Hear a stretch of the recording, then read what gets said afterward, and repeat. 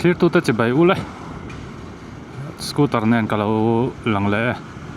masala avon mor chi he ta mor bo ko von chi le mor to ka thu chi kha chu kan ni lo ni an fiam thu zoi ni ka voin chu ai ka scooter he ka performance upgrade le ma zong an ti tiranga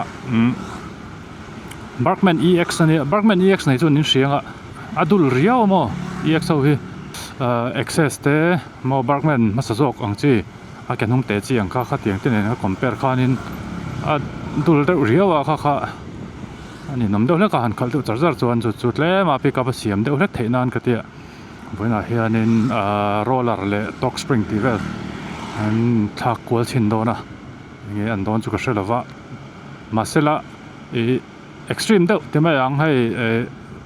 petrol he pha deuh ang chi emo performance siam over ang chi kha chu ka du em chung lova pa ngai aya tlema lo tho thang that ve deuh leka pick up te lo nei that deuh lek kha chung ka du tok deuh mai a lir thei khoi chak shim shim chu a chak pau le khal te hi nuam lo du mo baka petrol te lo he deuh lek thin bok nen scooter ka mang nem sia mai le cha chiat chuanin kha ka du le che bong chuang bok si lo mo ka ti tir na tur hi heta Dawrpui Vengthar Wheelz two wheelers ti khan nia IG a khan Wheelz two wheelers tin anoma performance part sang an nei thakhom mai chu hemi Barkman mil tur hi an nei chuan chu vena an thak tir ve chinange voini Saturday nia kan tum dan tak chon voin right kan tuma ma se jing lama khan khuwa chiang lo lu tuka darli le chan ve darli thowela ka thowa chuan khuwa vel kan en kha jing na sal tuka ma khuwa ruwa kha chu tla chi lawa ma se kan soilo ka jinga kan chho don lai bor vela khuwa chin level chon kan cancel me don ne kan te MP te pu James ate hon red kan tuma chu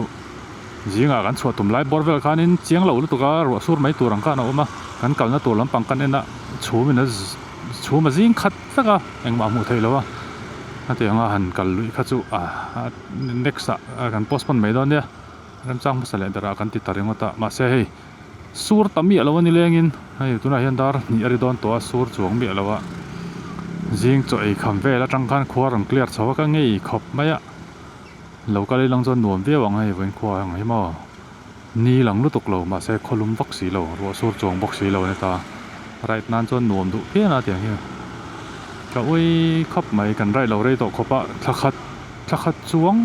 ning ka sia ka rai to lo hi ani to ang thakhat chuang fe niang bike po ka khoi lo rei ta viau mai ni min ta pan ka la chua ka petrol ta kan thuna ka te ka ading top rei to ka ke ta pa lo per ve ka tian vai va ko na train temple lama ka peng chowa a chak do lokin to mai a anom na lai chu ti lai chak lok khe ni to chak lok ki blues motor shop khan he ti lai mal som true wheelers ti ya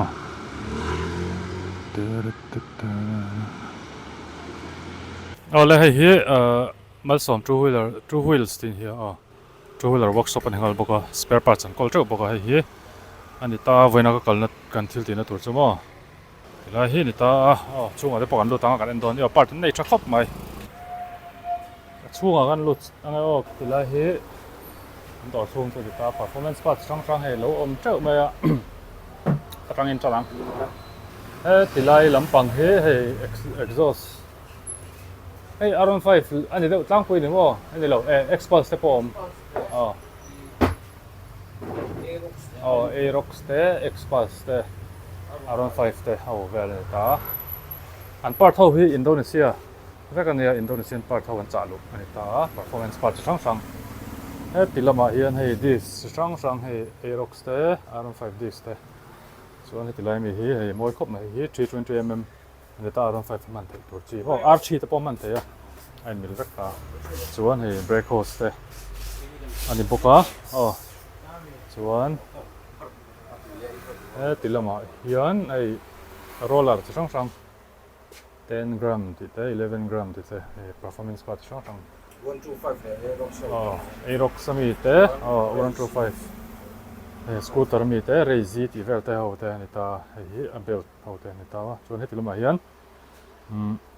hei aerox dis te om bok ta mo chuan grip hand grip te sang om treu ta tilai a hian in heti lama po master cylinder te vel te mo an special na deuh hlek chu scooter bike ho ni ta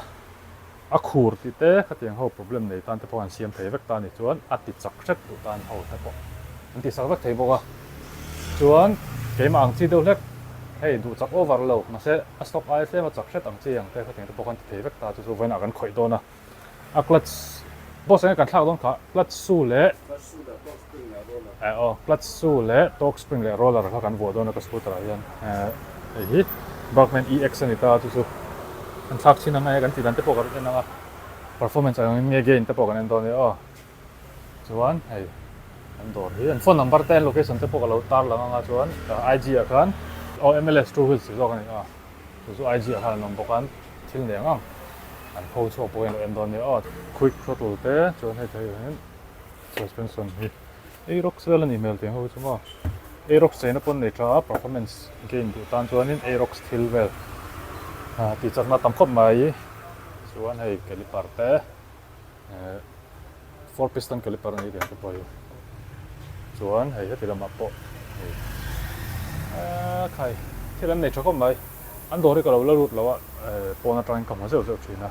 an va nei that en mel le ka ti thina an lo nei thakop mai thil chuma hei ti pawh hi caliper hi bon khop mai hi 4 piston caliper ni chuan hei clutch thil tiang reng te spring te ka hrekim vek lutuk lawa torque spring le thil chang te vel te hei engine oil te pon nei tho ta suna chian siam thei thar bok le lama son chu works ni mo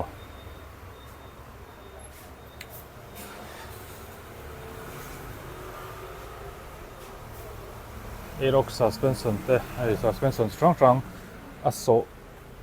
nuam chi ang te performance siam ta ti thadeu lek tur ang chinga so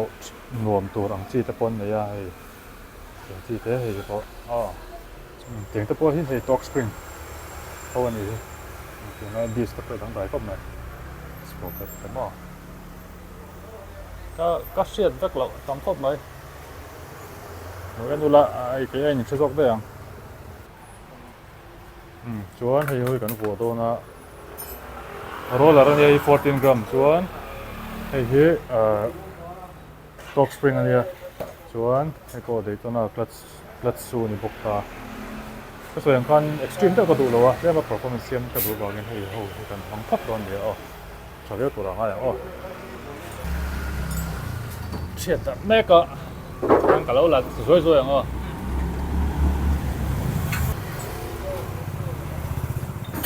chuan hei hi a stop pinaron ken a roller khan ta chuan a roller kan thak anga clutch su kan thak bok anga comment se tu siam de tur anga hello tilai sticker ron choma yan tel ne tilai castrol chunga han ne ta sir da na sticker kan bel chak mal su tang thir bo son no sticker rengot po so chak mal sat da ne roller kan chu meka roller tu kha khan mai ta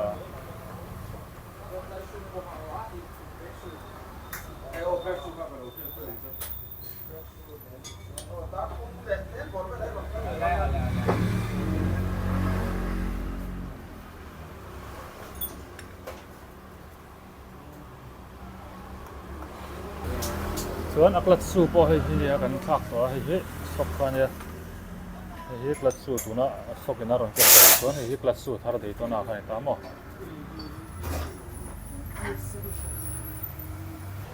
chuan tilai hian hei aerox se tilai mi hi an ti tel don pawh hei tam khop mai clutch vel te ania chuan hei hi che zo kang ke zo ka soi ve vak thiam lo hei clutch su te torque spring te chuan a belt te hei CVT kit va moi ve ma chu hei ho hi moi le hei ta hian an vuah dawna mawi viau ang RCB te performance siam viau dawn baka mawi dawn khop na hi chu mo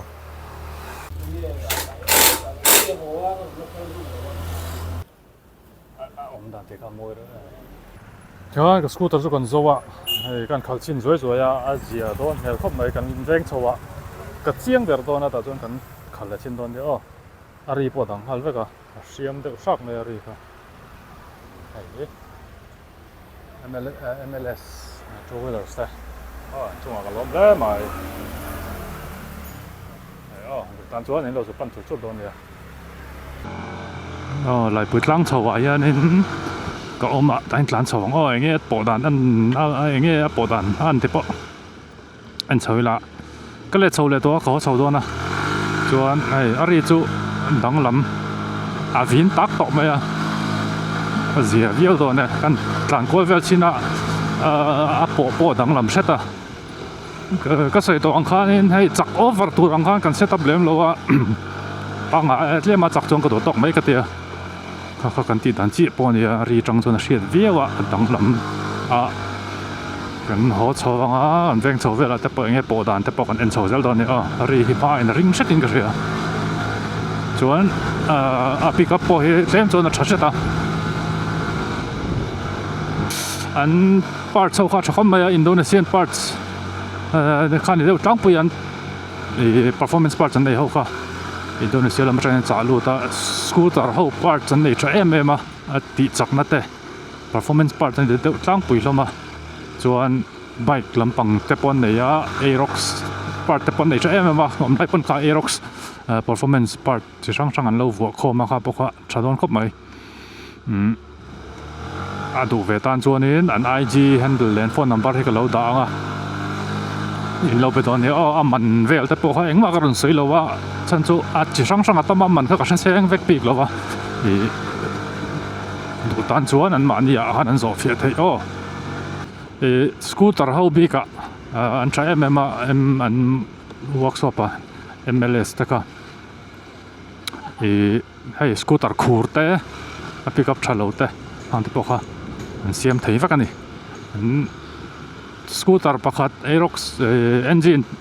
system นู่นกันเสียมช้าเต็มเป็นขัดเกียร์ชิ้นอันชิ้นพวกกันชาร์ลก็ไม่ครับพวกเขาอันโบราณปันที่พิษครับไม่เกาะชะตากันนี่ขอชักลำปังเห็นR15 เต้ Aerox ได้ปาร์ตตั้มมาช่วงเวลาจู่อันชาร์ลเจลเทียตัวน่ะโพสต์กันในชักก็ไม่อินเราปั่นเวดอนเนี่ยดูตันชวนกันแวงโฉแล้วมากันหลานโฉเลยตัวแต่เฮียนินกันเตะสังทีไรกันเลยตันโฉให้เรียกไทยจากเราเตะนั้นชักก็ปะโฉวงอะไรก็มั่ว performance gain เงี้ยในแต่เห็นกันเอ็นตอนเนี่ยตีราคาจนคูร์เดี๋ยวรักที่นั่นก็เฮสกูตเตอร์สต็อกก็กระดาษเลยก็จนตัวนี้จนคูร์ยังไม่อมโลคูร์น่าซาจนนี่โลมาเสกหลานชัวโดนไล่เวลแต่ยังตัวนังตักแต่การคูร์จีนมั้งคูร์เราพอตาค่ะที่ตาสเตรทไล่เวลละค่ะนินสต็อกค่ะนิน52เวลไกด์เท3จีนนะบักจูไกด์เทวักเราจีนนะตัวนั้นยันกันเองนะ52อ่ะสานเทจน performance จูtop speed จูเล่มินสังเสร็จโดนที่นั่นนี่ตาปิกับตักจูเสียงไม่อะ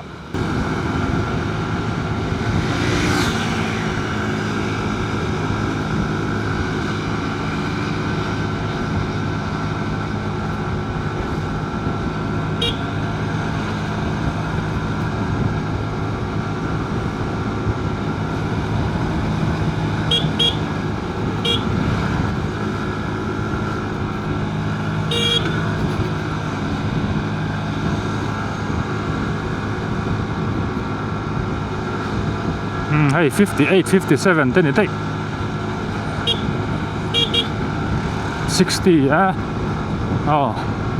ดังลำรถตุ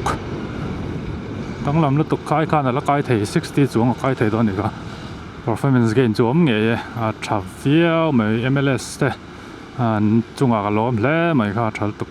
ข้าก็ดูตกเวลเจ้าโม่วันเดียวที่เขาก็ดูแล้วอ่ะจู่52จังอิน53 54 55 56 8 kilometers per hour borvel ka gain tapang maya chak khop mai khai chak po na ti thenga apart pon ne kha ya tha mo kha ya roller performance petur te pon la ne ma se kha ka du kher lawa thavia wai kha kha ti don khop mai thì khan vẫn video big chukan du to kang o contact number ka lo tar lang nga in du chon in lo contact don ya ke so chen tun nei chon o vẫn video lo en tu song ten chunga ka lom hle mai ti kha soi len ya o zawai in ka lo me bye bye vek pule